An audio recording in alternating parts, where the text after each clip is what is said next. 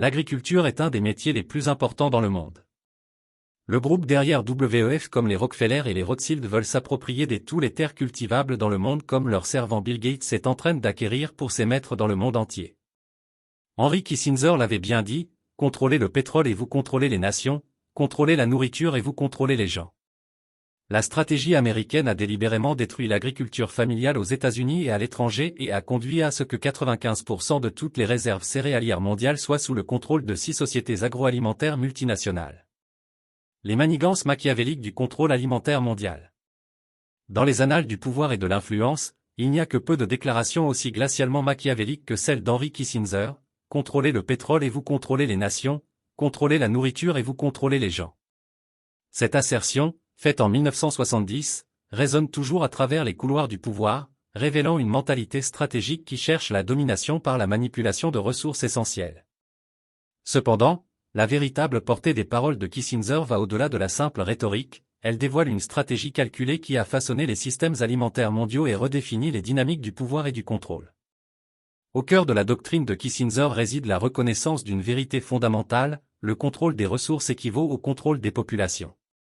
Cette réalisation a été exploitée tant par les élites politiques que par les intérêts corporatistes, conduisant au démantèlement délibéré de l'agriculture familiale tant sur le plan national qu'à l'étranger.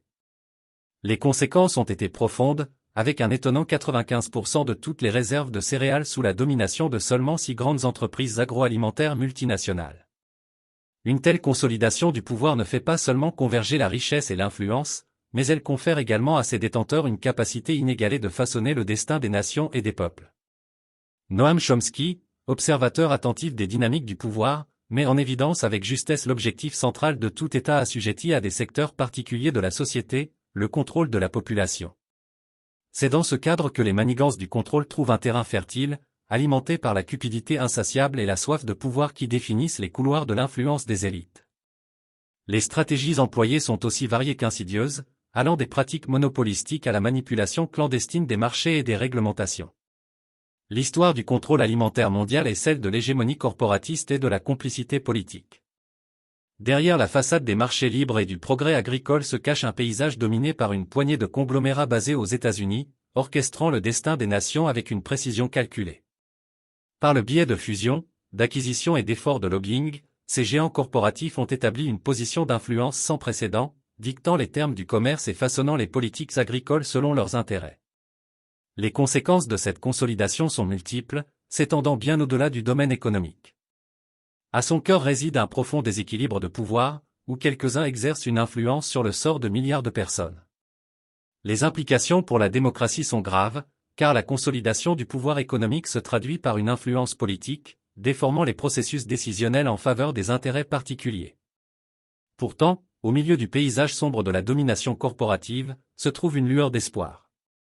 La reconnaissance de ces manigances machiavéliques sert de cri de ralliement, un appel à l'action pour ceux qui refusent d'être de simples pions dans le jeu du pouvoir. Par le biais de l'action collective et de la résistance informée, il est possible de remettre en question le statu quo et de reprendre le contrôle de nos ressources les plus essentielles. En fin de compte, l'héritage de la doctrine de Kissinger ne réside pas dans son inéluctabilité, mais dans son potentiel à éveiller un sentiment d'agentivité et d'autonomisation.